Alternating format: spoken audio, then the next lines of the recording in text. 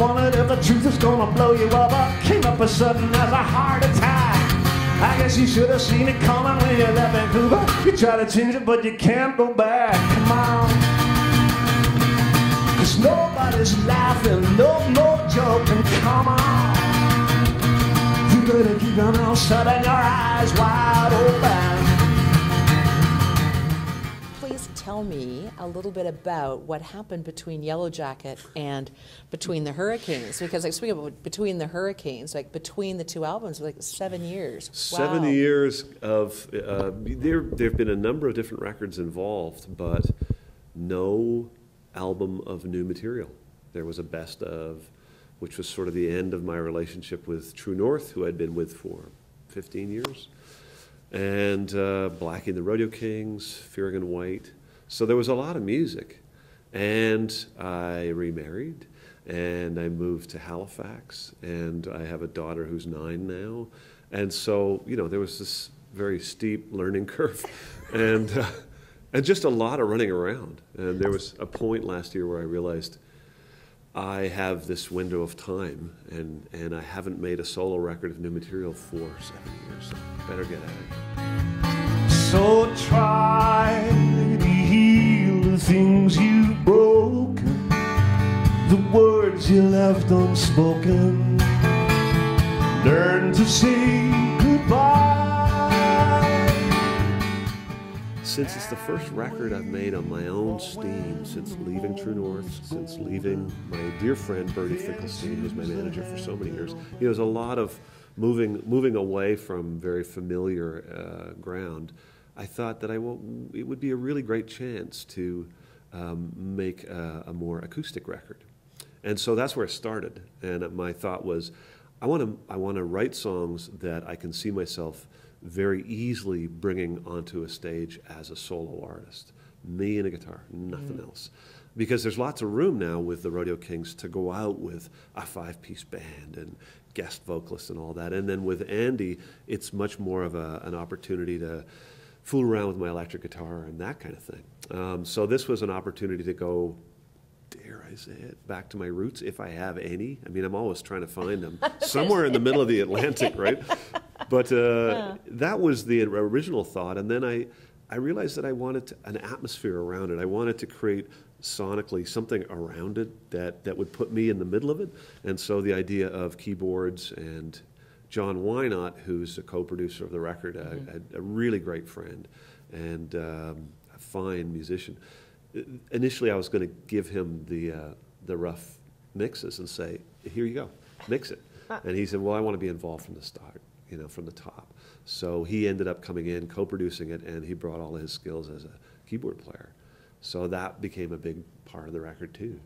Yeah. So it sort of evolved into what it is, you know. And it's kind of like writing a song. I have learned.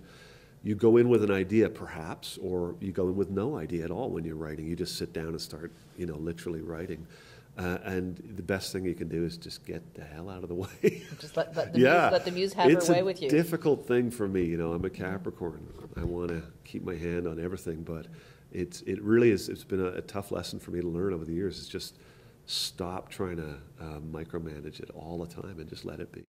For me, it's like it's so clearly you, but it's so clearly you in a way I hadn't seen you before. And so I really, it's almost like got like a jazzy kind of, you know. It's very contemplative. I always think of them as the records as being part of a whole. Like if you look at one of them or the other of them on their own, it might be, I don't know if startling is the right word, but you might think, well, this is different.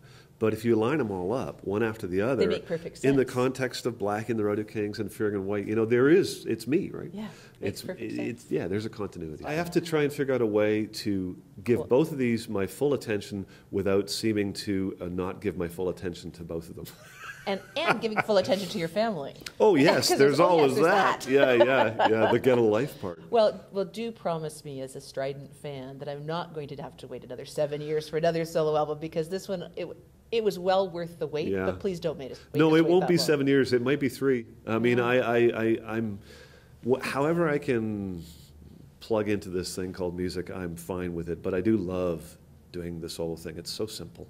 It's so unbelievably simple. A rental car, a guitar case, that's it. Yeah. Love that. Yeah. So yeah, a couple of years, maybe 2, 3. Well, all the best Thanks. this weekend and in the career coming up. I mean, it seems amazing to me that we're coming up to 25 years. Yes. And and both of us are still only in our 20s. Yes. Isn't it amazing? Oh, yeah. But it's so excited to know what the artist Stephen Fearing is going to be bringing forward to us coming up. Congratulations on the nomination. Just got to stay fit and just keep going. Thanks so much for being Thanks here for with us having today. me. Learn to say goodbye and wait for when the moment's golden. Then choose the path that opens straight as the cold flies. Moving on.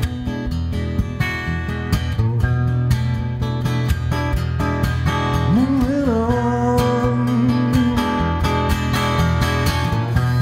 I saw ya driving through the dead of night, 100 miles on the one headlight. Moving on. Moving on.